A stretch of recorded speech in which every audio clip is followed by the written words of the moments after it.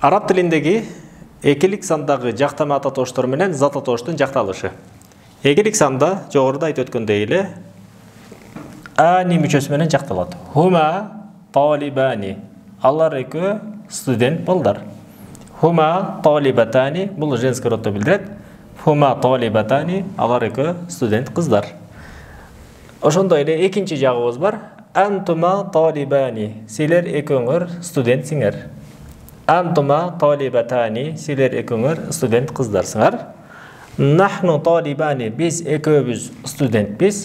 Нахну талибатани. Биз экөөбүз студент кыздарбыз.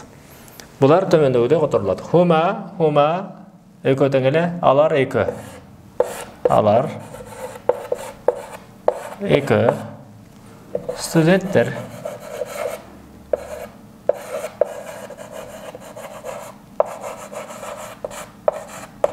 Хума талибани, хума талибатани. Алар экөө студенттер. Антума талибани, антума талибатани. Силер экөөңөр. Силер экөөңөр студенттерсиңер. Студентсиңер.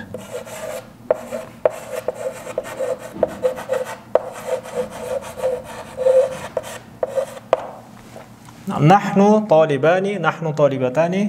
Биз экөөбүз студентпиз.